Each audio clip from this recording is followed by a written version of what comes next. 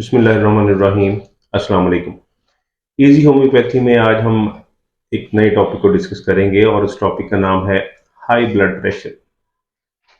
इससे पहले मैं एक वीडियो लो ब्लड प्रेशर के नाम से बना चुका हूं। उसमें ये देखा गया था कि ब्लड प्रेशर अगर बीपी जिसे हम कहते हैं लो हो जाए तो उसकी क्या सिम्टम्स हैं और वो कैसे होता है और उसको रिकवर कैसे किया जाता है। आज की इस वीडियो के अंदर हम ये देखेंगे कि अगर ब्लड प्रेशर हाई हो जाता है तो उस सूरत में उसके क्या सिम्टम्स हैं, उसकी क्या वजूहात हैं और उसको होम्योपैथी कैसे रिकवर करती है। तो सबसे पहले तो हम ये देखते हैं कि ब्लड प्रेशर होता क्या है। ब्लड सर्कुलेशन जो बॉडी के अंदर होती है, हमारा हार्ट जिस्म के अंदर सबसे बड़ा ऑर्गन जो है हार्ट, सबसे इंपॉर्टेंट वाइटल ऑर्गन, ये उसको पंप करता है ब्लड को। ब्लड को जब पंप करता है तो दो चीजें होती हैं, एक होती हैं आर्टरीज और एक होती हैं वेन्स। दो तरह की नालियां होती हैं। एक वो नालियां जो ब्लड दिल से लेकर जाती हैं बॉडी पार्ट्स की तरफ, उनको कहते हैं आर्टरीज, और वो जो वापस दिल की तरफ लेकर आती हैं उनको वेन्स कहा जाता है। तो ये आर्टरीज और वेन्स जो हैं, आर्टरीज में चूंकि इनिशियल प्रेशर होता है ब्लड का जब वो पंप करता है तो उसको कहा जाता है ये सिस्टोलिक ब्लड प्रेशर है, और जो वेन्स हैं वो नीचे से ऊपर की तरफ लेके आती हैं तो उसको कहा जाता है डायस्टोलिक ब्लड प्रेशर है ये। तो आमतौर पर जो सिस्टोलिक होता है ये रेशो 120 mg/dll होती है, और जो डायस्टोलिक होता है ये होती है 80 mg/dll, यानी 120/80 आमतौर पर इसे कहा जाता है और इसको गिना जाता है। ये नॉर्मल ब्लड प्रेशर है। अब इसमें ऐसा होता है कि थोड़ा सा मार्जिन भी रख लिया जाता है मौजूदा सूरत हाल के अकॉर्डिंग। 130 को भी 130/90 को भी रेगुलर नॉर्मल ब्लड प्रेशर गिना जाता है, और इसी तरह से 10 पॉइंट्स अगर हम नीचे आ जाएं तो 110/70 को भी नॉर्मल ब्लड प्रेशर गिना जाता है। तो ये ब्लड प्रेशर होता है, चाहे सिस्टोलिक है चाहे डायस्टोलिक है, लेकिन इसमें ऊंच नीच आती रहती है। ये याद रखिएगा, ब्लड प्रेशर जो है वो कम ज्यादा होता रहता है, लेकिन बिलाखिर ये एक जगह पर स्टेबल होता है, और वो स्टेबल लोकेशन, वो स्टेबल पोजीशन पॉइंट हमारा जो है वो नॉर्मल ब्लड प्रेशर कहलाता है। अब इसमें कमी बेशी जो है वो तो मुख्तलिफ वजूहात से होती है। मिसाल के तौर पर आप दौड़ना शुरू कर दें, एक्सरसाइज करना शुरू कर दें, आपका ब्लड प्रेशर बढ़ जाएगा, और रुक जाए तो आहिस्ता आहिस्ता नॉर्मल हो जाएगा। लेकिन ये बुनियादी तौर पर दो तरह से बढ़ता है ब्लड प्रेशर जो है। अगर 130 से भी ऊपर चला गया है, यानी ब्लड प्रेशर 130 की बजाय 140, 150, 160 चला गया है, 160 और निचले वाला जो है वो 100 आ गया है या 90 आ गया है, तो इसको गिना जाता है 160/100 को गिना जाता है। ये क्या है? ये हाई ब्लड प्रेशर है, बहुत ज्यादा तेज ब्लड प्रेशर। इसका मतलब है कि खतरा है आपकी वेन्स को, आपकी आर्टरीज को खतरा है, और इसी तरह से जो बाकी पार्ट्स जिनमें ब्लड सर्कुलेट कर रहा है, आमतौर पर पूरी बॉडी में करता है, तो जहां जहां पर भी जाता है उनके डैमेज होने का खतरा होता है, जिससे मुख्तलिफ बीमारियां, नुकसानात होने का अंदेशा होता है। इवन आपको हार्ट अटैक भी आ सकता है, डेथ भी हो सकती है। तो ये हाई ब्लड प्रेशर जो है दो तरह का होता है, जैसे कि मैंने आपको बताया पहले भी। एक को कहते हैं प्राइमरी, दूसरे को कहते हैं सेकेंडरी। पहले सेकेंडरी बता दूं, अगर आप किसी और बीमारी का भी शिकार है, कोई और भी बीमारी आपको लगी हुई है, जैसे आप कह लें कि आप किडनीज के प्रॉब्लम्स का शिकार हैं या मैदे के मसाइल का शिकार हैं, तो उसकी वजह से आपका अगर ब्लड प्रेशर बढ़ता है तो इसको कहा जाता है ये सेकेंडरी ब्लड प्रेशर है। यानी किसी दूसरी बीमारी की वजह से ब्लड प्रेशर बढ़े तो वो सेकेंडरी के जुमरे में आता है।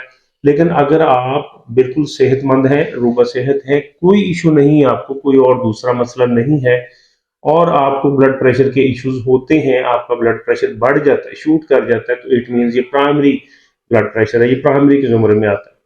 ब्लड प्रेशर चेक करवाते रहना चाहिए, और इसके लिए आपको बाकायदा एक ब्लड प्रेशर इक्विपमेंट भी मिलता है, मार्केट से मिल जाता है डिजिटल, आप वो भी घर में इस्तेमाल कर सकते हैं। इसके अलावा ये है कि इसके साथ साथ जो एक टेस्ट आपने रेगुलर करवाना होता है वो है लिपिड प्रोफाइल। लिपिड प्रोफाइल में आपका कोलेस्ट्रॉल लेवल भी चेक होता रहता है कि आपके ब्लड के अंदर कोलेस्ट्रॉल की चिकनाई की मिकदार कितनी है। तो कोलेस्ट्रॉल या चिकनाई की मिकदार जो है ये भी रीजन बन सकती है ब्लड प्रेशर का, ब्लड के बढ़ने का, हाई ब्लड प्रेशर की रीजन हो सकती है। अब हम चलते हैं इस तरफ कि अगर हाई ब्लड प्रेशर है तो इसकी वजूहात क्या हो सकती हैं। मैंने आपको बता दिया कि ब्लड प्रेशर क्या होता है, फिर हाई ब्लड प्रेशर हमने देखा, और अब हम देखते हैं उसकी रीजंस क्या है, वजूहात क्या है। तो एक तो आमतौर पर जो जानी पहचानी रीजन है वो है जेनेटिक इश्यूज। अगर आपके पेरेंट्स को या आपके पेरेंट्स के पेरेंट्स को अगर ब्लड प्रेशर का इशू रहा है तो 80% चांसेस हैं कि आप भी उसके पेशेंट बन सकते हैं, आ सकता है आपके अंदर भी ये मसला, जेनेटिक इशू। दूसरा, हमारा आजकल का जो लाइफस्टाइल है ये ब्लड प्रेशर को दावत देता है। यानी हम नॉर्मल रूटीन लाइफ जो है उसमें हमारा अपना लाइफस्टाइल इतना खराब हो गया, इतना डैमेज हो गया है, हमने अपने आप को कर लिया है कि इससे हमें मुख्तलिफ मसाइल दरपेश रहते हैं।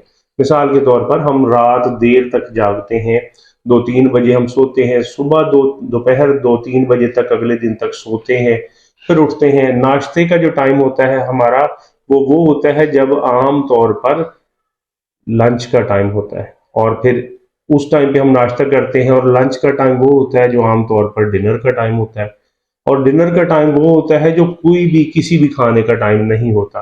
फिर इसके साथ साथ ये होता है कि हम जंक फूड बहुत तेजी से, फास्ट फूड बहुत तेजी से अंधाधुंध इस्तेमाल करते हैं, बिना सोचे समझे इस्तेमाल करते हैं। ये फास्ट फूड, ये जंक फूड, इनके अंदर नंबर ऑफ केमिकल्स होते हैं जो आप हमारी बॉडी के लिए नुकसान का बायस बनते हैं, और इसी तरह से ये बिला झिझक हम इनटेक करते रहते हैं। पीने में भी हम एहतियात नहीं करते। जो नॉर्मल रूटीन लाइफ है उसमें हमें ये चाहिए कि हम 6 से 8 घंटे की नींद लें। 6 से 8 घंटे की नींद लेने के लिए ज़रूरी है कि आप रात 10-11 बजे के करीब सो जाएं, सुबह फजर के टाइम उठ जाएं। ये आपका जो है प्रॉपर नींद का टाइम है। लेकिन अगर आप ये नहीं लेते तो फिर आपकी बॉडी जो है वो रिएक्ट करती है, और वो रिएक्शन जो आता है वो ब्लड प्रेशर की सूरत में आता है, आपके सर में दर्द रहता है, आपको मुख्तलिफ तरह के मसाइल और भी सामना रहता है, या आप चिड़चिड़ापन का शिकार हो जाते हैं, चिड़चिड़े रहते हैं, इरिटेशन जो है वो आप में छाई रहती है, किसी भी काम को करने को दिल नहीं करता। और आम तौर पर ये कहा जाता है कि ऐसे लोग जो हैं वो दिन को सोते हैं और रात को जागते हैं। तो ये रूटीन हमें बीमार करती है, ये हमारे ब्लड प्रेशर के बढ़ने का बायस बनती है। तो ये वो वजूहात हैं जो मैंने आपके सामने रखी। अब हम आते हैं इस तरफ कि अगर ये वजूहात भी हैं और हमारे साथ फिर भी ब्लड प्रेशर का मसला है, तो सबसे पहले तो चेक करना चाहिए क्या प्राइमरी है ना, सेकेंडरी तो नहीं है। अगर तो सेकेंडरी है तो फिर ब्लड प्रेशर की मेडिसिन लेने का फायदा नहीं है, फिर आपको उस मर्ज की मेडिसिन लेनी चाहिए जिसकी वजह से आपका ब्लड प्रेशर बढ़ रहा है। और अगर प्राइमरी ही है तो होम्योपैथी के पास बहुत अच्छी ज़बरदस्त इफेक्टिव मेडिसिन है इस हवाले से, जिसको आप लेंगे तो इंशाल्लाह आपका ब्लड प्रेशर जो है आहिस्ता आहिस्ता नॉर्मल रहना शुरू हो जाएगा। और वो मेडिसिन जो है उसका नाम है जी रोल्फिया सरपेंटिना। रोल्फिया सरपेंटिना, ये मदर टिंचर के अंदर आपने मेडिसिन लेनी है। मदर टिंचर में इसको लेंगे और इसका यूजेज वही जो हम आम रूटीन में इस्तेमाल करते हैं, लेकिन अगर आपका ब्लड प्रेशर बहुत ज़्यादा रह रहा है तो आप इसको 3 टाइम इस्तेमाल करेंगे। 10 ड्रॉप 1/4 गिलास पानी के अंदर डाल के। याद रहे अब मौसम चेंज हो रहा है या चेंज हो चुका है, तो हम पानी अक्सर लोग ठंडा इस्तेमाल कर रहे हैं मौसम की मुनासबत से, लेकिन इसके लिए आपने फ्रेश वाटर, ताज़ा पानी इस्तेमाल करना है। तो ताज़ा पानी के अंदर 10 ड्रॉप आपने डाल लेने हैं रोल्फिया सरपेंटिना के, तो मदर टिंचर के 10 कतरे डाल के उसको आपने 2 घूंट पानी अगर लिया है या 1/4 गिलास लिया तो उसको छोटे छोटे सिप करके लेना, एट वंस नहीं उसको आपने ले लेना। एक सिप ले लें, उसको रख दें, थोड़ी देर बाद रुकें, फिर एक सिप ले लें, इस तरह से करके उसको लें। और ये डोज आपकी जब कंप्लीट हो जाएगी, यानी 3 डोज अगर फर्ज करें आप हाई ब्लड प्रेशर, बहुत ज्यादा हाई ब्लड प्रेशर का शिकार है, तो 3 डोज ले, अगले दिन 3 डोज, अगले दिन 3 डोज, इस तरह से ये सिलसिला चलता रहेगा। तो आप देखेंगे कि आहिस्ता आहिस्ता आपको ब्लड प्रेशर आपका नॉर्मल रहना शुरू हो जाएगा। अगर आप टेबलेट यूज कर रहे हैं, मेडिसिन यूज कर रहे हैं ब्लड प्रेशर के लिए, तो एडवांस उसको रोकना नहीं है आपने, ये नहीं कि उसको फौरी रोक दें, उसको अपने कंटिन्यू रखना है। और आहिस्ता आहिस्ता आपकी बॉडी आपको सजेस्ट करेगी, बताएगी कब आपने वो मेडिसिन रोकनी है, कब वो टेबलेट रोकनी है, कि अब आपकी बॉडी नॉर्मल कंडीशन में आ गई है, अब आपका बीपी नॉर्मल है, आपको उस टेबलेट की जरूरत नहीं है।